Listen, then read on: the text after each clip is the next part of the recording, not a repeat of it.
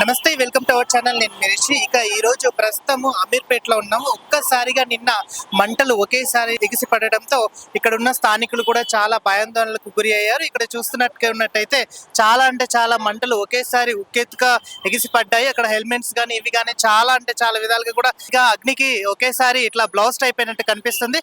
అయితే ఇక్కడ వర్క్ చేసే వాళ్ళకు కూడా చాలా అంటే చాలా ఇప్పటికీ కూడా చూస్తున్నాము, పొగలు ఇంకా వస్తూనే ఉన్నాయి. అంటే ఇక్కడ లోకల్ గా కూడా ఉన్న వాళ్ళు కూడా ఎమ్మడే స్థానికులు కూడా వచ్చి ఇక్కడ మంటలు ఆర్పే ప్రయత్నం చేసినా కూడా అక్కడ కొన్ని ఇంకా అలాగే పొగలు వస్తున్నాయి. అయితే లోపల ఇంకా చాలా డ్యామేజ్ అయిందని చెప్పేసి కూడా చాలా మంది అంటున్నారు. అయితే ఇక్కడ ఉన్న లోకల్ వాసులు కూడా చాలా మంది ఇక్కడ వచ్చారు. ప్రముఖ రాజకీయ నాయకులు కానీ వాళ్ళు కానీ ఇక్కడికి వచ్చి సందర్శించడం జరిగింది.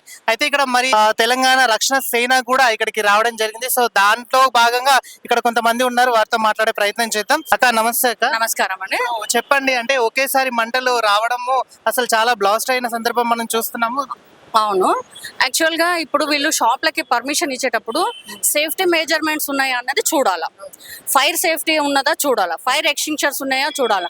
అలాంటిది ఒక మెస్ పెట్టినప్పుడు అందులో ఏ విధమైన ఫైర్ సేఫ్టీ ఉంది, ఫైర్ మెజర్మెంట్స్ ఉన్నాయా అనేది చూడకుండా ఇష్టం వచ్చినట్టుగా అడ్డగోలుగా ఏ షాపుకైనా కానీ పర్మిషన్లు ఇస్తున్నారు. ఇది పూర్తిగా ప్రభుత్వాల వైఫల్యమే. ఈ రోజు ఆస్తి నష్టమే జరిగింది. ఆస్తి నష్టం అంటే అదేమి తక్కువ కాదు, అది కూడా ఒక లోటే వాళ్ళు తీర్చుకోవాలంటే. ప్రాణ నష్టం జరగని దానికోసం మనం సంతోషించాల్సిన విషయము. ఖచ్చితంగా దీని మీద వీళ్ళకి ఏదైతే ఆస్తి నష్టం జరిగిందో వీళ్ళకందరికీ న్యాయం జరిగే వరకు మేము టీఆర్ఎస్ నుంచి వాళ్ళ వెంట ఉంటాము. ప్రభుత్వం దిగొచ్చే వరకు మేము వాళ్ళతో కలిసి పోరాటం చేస్తామండి. అంటే ఇప్పుడు ప్రభుత్వాన్ని ఇప్పుడు నిర్లక్ష్యం అంటారు, అంటే అడ్డగోలుగా పర్మిషన్ ఇచ్చారు అని చెప్పేసి కూడా అంటున్నారు. అంటే ఒకవేళ పర్మిషన్ ఇవ్వకపోతే వీళ్ళు కూడా అక్కడ అప్లికేషన్ పెట్టే ఛాన్స్ ఉంది కదండి, అట్లా కూడా చూసుకోవచ్చు కదా.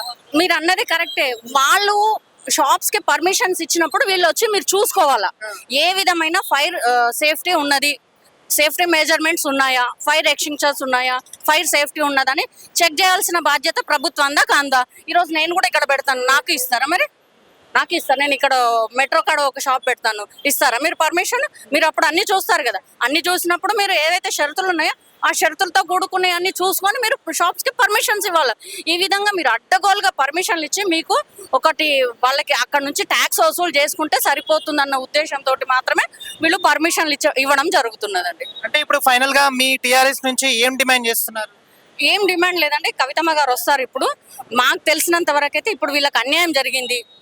వీళ్ళు ఏదైతే ఆస్తి నష్టం జరిగిందో వీళ్ళ ప్రభుత్వ నిర్లక్ష్యం వల్ల వీళ్ళకి ఈ విధమైన నష్టం జరిగినందుకు ఈ నష్టాన్ని పూడ్చే వరకు మేము ప్రభుత్వంతో ఫైట్ చేసి వాళ్ళ తరఫున మేము ఫైట్ చేస్తామండి. థ్యాంక్ యూ అక్క. అక్క చెప్పండి, అంటే ఇప్పుడు ఆల్మోస్ట్ ప్రభుత్వం కూడా దిగి రావాలి, ప్రభుత్వానికి ప్రభుత్వం ఇక్కడ ఉన్న వాళ్ళకు కూడా స్థానికులు న్యాయం చేయాలని చెప్పేసి కూడా మీరు పోరాడుతున్నారు. సో ఇక్కడ మరికొద్దిసేపట్లో కూడా కవితక్క గారు విజిట్ చేయడం జరుగుతుంది. తదుపరి కార్యాచరణ ఎలా ఉండబోతుంది అనుకుంటున్నారు? కంపల్సరీ అండి. ఇప్పుడు కవితమ్మ గారు కూడా ఆల్రెడీ బయలుదేరుతున్నారు, వస్తున్నారు.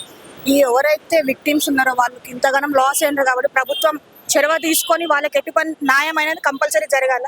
ఇంత పర్మిషన్స్ మీరు ఇచ్చినప్పుడు దాంట్లో కరెక్ట్ అయిన ఎక్విప్మెంట్స్, సేఫ్టీ మెజర్మెంట్స్ కానీ ఏమైనా జరుగుతాయి, ఇవన్నీ ఉన్నాయా, ఇన్స్పెక్షన్స్ అనేది కంపల్సరీ చేయాలండి. ప్రభుత్వం బాధ్యత, ఇదేం మన నార్మల్ పీపుల్కి వీలదు కాదు, ప్రభుత్వం బాధ్యత. ఎందుకంటే మీరు ఇన్ని పర్మిషన్స్ ఇచ్చినప్పుడు అన్ని కరెక్ట్గా ఉన్నాయా లేవా అని చూసుకోవాల్సింది ప్రభుత్వందే. ప్రభుత్వం విఫలం అయ్యింది కాబట్టి ఇట్లాంటిది జరిగింది అని నేను అంటున్నాను. ఎందుకంటే ఈ కాంగ్రెస్ గవర్నమెంట్ వచ్చినప్పటి నుంచి మనం చూస్తున్నాం, ఇది ఒక్కటే కాదు, ఎన్నో ఫైర్ యాక్షన్ జరిగాయి. గతంలో కూడా మనకి ఇక్కడ ఇంకొకటి కూడా జరిగింది. ఎందుకంటే ప్రజెంట్ ఇది ఎండాకాలం, కొంచెం జాగ్రత్తగా వీళ్ళు కూడా అన్ని మెజర్మెంట్స్ చూసుకొని ఉంటే బాగుండే, ఎటువంటి ప్రమాదం జరగకపోతున్నాయి అని అనుకుంటున్నా. కానీ అంటే ఇప్పుడు మీరు చేసే ఈ ఫైట్ వల్ల మళ్ళీ గవర్నమెంట్ ఏమన్నా సక్రమంగా నడిచే ఛాయిస్ ఏమైనా ఉందంటారా? కంపల్సరీ అండి. ఎందుకంటే ఇప్పుడు మనం చూసాం, గతంలో కవితమ్మ గారు కూడా చాలా విషయాల మీద పోరాటం చేసిన, ప్రభుత్వాలు వీటిని చూసుకొని అన్ని చేసుకుంటూనే వస్తున్నాయి. మన పాలమూరు ప్రాజెక్టులే కానీ ఏవైనా కవితమ్మ గారు వచ్చిందంటే అది కంపల్సరీ అక్కడ వాళ్ళు ప్రభుత్వానికి పోతుంది, వాళ్ళు చేస్తూనే ఉన్నారు. కంపల్సరీ విక్టిమ్స్ అనేది ప్రభుత్వం ఎట్టి పరిస్థితుల్లో వాళ్ళకి న్యాయం చేయకపోతే మేము పోరాడుతూనే ఉంటుంది వాళ్ళకి న్యాయం చేసేంత వరకు. థ్యాంక్ యూ అక్క. Thank you madam. చెప్పండి, ఒకేసారి మంటలు ఎగిసిపడడం వల్ల ఇక్కడ ఉన్న స్థానికులు కూడా చాలా భయాందోళనలకు గురి అయ్యారని తెలుస్తుంది. అయితే ఇప్పటికే కూడా చాలా అంటే చాలా నష్టం జరిగిందని చెప్పేసి కూడా ఇక్కడ ఉన్న వాళ్ళు కూడా అంటున్నారు. అంటే ఇక్కడ అసలు ఈ ఫస్ట్ ఎలా స్టార్ట్ అయింది ఏంటి అనేది? సార్ మాది వచ్చి హెల్మెట్ షాప్. ఫస్ట్ ఫ్లోర్ మొత్తం ఉంటుంది, సెకండ్ ఫ్లోర్ మొత్తం టాయ్స్ ఉండే. కొంచెం వర్క్ జరుగుతుంది. రెండోది వాళ్ళ వల్ల మాకు షార్ట్ సర్క్యూట్ అయిపోయి ఉంది అనేసి మేము క్లోజ్ చేసేసినాం సెకండ్ ఫ్లోర్. ఫస్ట్ ఫ్లోర్ లో వర్క్ అవుతుంది, సెకండ్ ఫ్లోర్ లో నుంచి స్టాక్ కిందకి తెచ్చుకున్నారు. హాఫ్ అన్ అవర్ ముందు కిందకి తెచ్చుకొని స్టాఫ్ పని చేస్తున్నారు. నేను వచ్చాను, సెకండ్ ఫ్లోర్ లో మంటలు షురు అయిపోయినాయి. మొత్తం మంటలు షురు అయిపోయి మొత్తం స్ప్రెడ్ అయిపోయినాయి. పై నుంచి పొగలు రావడం వల్లనే స్ప్రెడ్ అయింది, లేకపోతే మాకు ఏమీ లేదు. అసలు పైన కరెంటే సప్లై లేదు. కరెంట్ సప్లై లేని షార్ట్ సర్క్యూట్ అని ఎలా చెప్తున్నారో నాకు అర్థం అవ్వట్లేదు. అంటే ఇప్పుడు గతంలో ఇది ఒక ఫస్ట్ టైమా లేకపోతే గతంలో కూడా ఇదివరకు ఏమన్నా అయినా సందర్భం గతంలో అయ్యింది, 1.5 month బ్యాక్ వాళ్ళ వల్ల అయితేనే నేను సెకండ్ ఫ్లోర్ లో కరెంట్ మొత్తం క్లోజ్ చేసేసినాం. క్లోజ్ చేసిన తర్వాతనే 1 month నుంచి ఫస్ట్ ఫ్లోర్ కి మాత్రమే కరెంట్ లైట్ పెట్టుకొని ఉన్నాను. సెకండ్ ఫ్లోర్ లో 1.5 month నుంచి లైటే ఆన్ చేయట్లేదు. అది ఎప్పుడైతే వర్క్ అవుతుందో అప్పుడు బయట నుంచి ఛార్జింగ్ లైట్లు తెచ్చుకొని మరీ షాపుని నడిపించుకున్నా. నేను 1 week నాకు షాప్ లో కరెంట్ లేదు. ఇంత సమ్మర్ లా 5 minutes లేని వాళ్ళు నేను అసలు 1 week కరెంట్ లేకుండా ఎలా ఉన్నాను? నాకేం అవసరం ఉన్నాను? ఎందుకు అబద్ధం ఆడాలి? నాకు అబద్ధం ఆడితే నీ నుంచి ఏమొస్తుంది? ఏం వస్తలేదు కదా. నీ వల్ల షార్ట్ సర్క్యూట్ అయితేనే నేను సెకండ్ ఫ్లోర్ లో క్లోజ్ చేసిన. నీ వల్ల అయ్యడం వల్లనే నేను ఫస్ట్ ఫ్లోర్ కి మాత్రమే కరెంట్ పెట్టుకున్నాం కదా. అంటే ఇప్పుడు ఈ షాప్ ని మీరు ఎన్ని సంవత్సరాల నుంచి నడుపుతున్నారు? 4 years అయిందండి. 4 years లో ఎప్పుడు ఇలా జరగలేదు, కేవలం ఫస్ట్ ఫ్లోర్ నుంచే ఇది జరిగిందని మీరు అంటున్నారు. ఈ సమ్మర్ లో మాకు హీట్ వస్తూనే ఉంటది. మాది ఏదైతే కౌంటర్ ఉందో సెక్షన్, ఆ కౌంటర్ దగ్గర కూర్చుంటే చాలు, బ్యాక్ సైడ్ ఇట్లా ఆనుకుంటే హీట్ వచ్చేసి 2 minutes కూర్చోలేరు, అంత హీట్ వస్తుంది మాకు. ఆ కస్టమర్ వచ్చి అంటారు మీరు ఇంత హీట్ లో ఎలా ఉంటున్నారు అనేసి. అంత హీట్ వాళ్ళు 5 hours వంట చేయడం వల్ల వస్తుంది. అది అర్థం అవ్వట్లేదా? వెనుకనే కదా మీరు ఉన్నది, అది చెప్పడానికి ఏముంది? అంటే మీరు ఇప్పుడు ఫైనల్ గా ఏం డిమాండ్ చేస్తున్నారు? మాకేం లేదండి, మీరు చేసిన లాస్ భర్తీ చేయండి. మాకు డిమాండ్ అంటూ అది మీకేం లేదు. మీరే లాస్ చేసిండ్రు, మీరే భర్తీ చేయండి. గవర్నమెంట్ ఏమన్నా మాకు హెల్ప్ చేస్తే అదేమో అని ఆశ. అంటే ఇప్పుడు షాప్ కి ఏమైనా ఇన్సూరెన్స్ కానీ అలాంటిది ఏమైనా ఉందంటారా? ఇన్సూరెన్స్ అయితే ఏం లేదండి. ఇన్సూరెన్స్ వాళ్ళు కూడా చేతులు ఎత్తేస్తున్నారు. ఏమీ లేదు. ఇప్పుడు మాకు ఈఎంఐ ఉంది, దానిపైన మంత్లీ 2 lakhs ఈఎంఐ పే చేయాలి మేము. ఇప్పుడు ఈ ఈఎంఐ ఎవరు పే చేస్తారో అర్థం కాకుండా ఉంది. మనతో పాటు ఉన్నారు టీఆర్ఎస్ పార్టీ వైస్ చైర్మన్ కోల శ్రీనివాస్ గారు.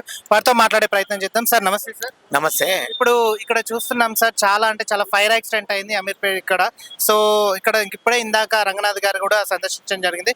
కాసేపట్లో కూడా టీఆర్ఎస్ అధినేత్రి కవిత గారు కూడా రావడం జరుగుతుంది. అంటే దీనికి ఎలా ఎలా చూడొచ్చు? నిజంగా ఇది చూస్తుంటే చాలా ఘోరంగా ఉంది. ఎందుకంటే వారితో ఇప్పుడే మాట్లాడాము. వారు ఏదైతే నష్టపోయిన వాళ్ళు సుమారుగా 3 కోట్ల వరకు వాళ్ళకి నష్టం జరిగిందని చెప్తున్నారు. ఈ మధ్యకాలంలో 80 లక్షల వరకు స్టాక్ తీసుకొచ్చారని చెప్పారు. ఇదంతా కూడా వారు ఈ మధ్యకాలంలో వాళ్ళు అప్పు చేసి షాప్ కూడా కొట్టుకోవడం జరిగిందంట. నెలకి 2 లక్షల రూపాయలు ఈఎంఐ తోటి చేస్తున్నారు. ఇప్పుడు మాకు ఎలాంటిది లేదు, అసలు కేవలం చేతిలో మొబైల్ పట్టుకొని బయటకు వచ్చిన పరిస్థితి. మాకు ఆధార్ కార్డులు కానీ పాన్ కార్డులు కానీ ఏది కూడా లేదు, మొత్తం దాంట్లో ఉన్నది. ఈరోజు జరిగిన నష్టానికి నిజంగా మేము భరించలేకపోతున్నాం. వారి భర్త కూడా హాస్పిటల్ నుంచి ఇప్పుడే వచ్చారు. వారు కూడా చెప్తున్నారు మాకు ఇంత ఘోరంగా అయింది. గతంలో కూడా ఒకసారి ఈ విధంగా జరిగినప్పుడు నెల క్రితం కూడా వారికి కంప్లైంట్ ఇచ్చాం, కానీ వారు ఇంతవరకు కూడా ఎలాంటి చర్య తీసుకోలేరు. ఇప్పుడు ఇది జరుగుతున్న పరిణామాలు చూస్తుంటే మా జీవితాలు మొత్తం రోడ్డు పాలైందని చెప్తున్నారు. ఈ విషయాన్ని తెలుసుకొని మన టీఆర్ఎస్ పార్టీ అధినేత్రి కవితక్క గారు కూడా, ఎందుకంటే ఎక్కడ ఏది అన్యాయం జరిగినా ఎక్కడ ఆపదున్నా కానీ వెంటనే స్పందించి అక్కగారు కూడా ఇప్పుడే వస్తున్నారు. వారు కూడా ఎందుకంటే ఈ నష్టపరిహారానికి ఖచ్చితంగా ఉండగా రాష్ట్ర ప్రభుత్వం నుంచి కూడా వారికి న్యాయం జరిగే విధంగా ఖచ్చితంగా అక్కగారు పోరాటం ఉంటుంది. ఖచ్చితంగా అక్కగారు కూడా వారికి మద్దతు ప్రకటిస్తుంది. ఇది చూస్తుంటే కూడా ఇంత జరుగుతున్నా చేస్తున్న ప్రభుత్వం ఎందుకు పట్టించుకోవట్లేదు కూడా అర్థమైతే లేదు. ఇక్కడ చూసినట్టయితేనేమో దగ్గర ఉన్నది షార్ట్ సర్క్యూట్ అయింది అంటున్నారు.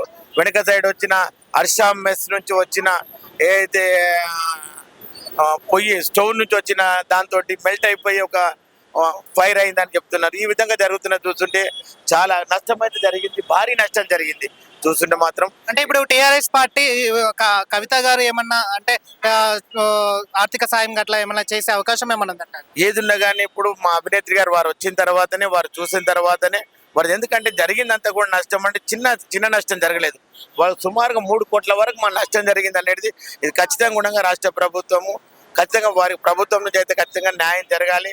జరిగే విధంగా మాత్రం ఖచ్చితంగా అక్కగారు మాత్రము ప్రభుత్వం తోటి ఖచ్చితంగా ప్రభుత్వంతో ఇప్పించడానికి మాత్రం ఖచ్చితంగా. అంటే ఇప్పుడు కేవలము అడ్డగోలు పర్మిషన్ ఇవ్వడం వల్లనే ఇదంతా జరిగిందని చెప్పేసి కూడా టిఆర్ఎస్ పార్టీ నాయకులు వ్యక్తం చేస్తున్నారు. అది నిజమే అంటారా? అది ఖచ్చితంగా జరిగిన విషయం కదా, కళ్ళతో చూస్తున్నాం కదా.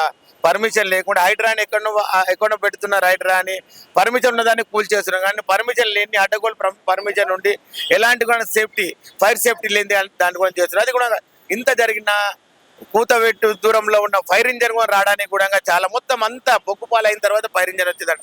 అంటే ఆ విధంగా ప్రభుత్వంలో పొడుగట్టు జరుగుతుంది. అంటే ప్రభుత్వం నిర్లక్ష్యం అంటారా ముమ్మాటికి? ప్రభుత్వ నిర్లక్ష్యం అని అన్నికి రాదు కదా. ఎందుకంటే ప్రభుత్వంతో పాటు ఏదైతే ఉందో ప్రతి ఒక్కరిది కూడా దీంట్లో బాధ్యత ఉంటుంది. ఆ బాధ్యత కూడా ఈ రోజు ఈ విధంగా జరిగిందని కూడా మనం అనుకుంటాం.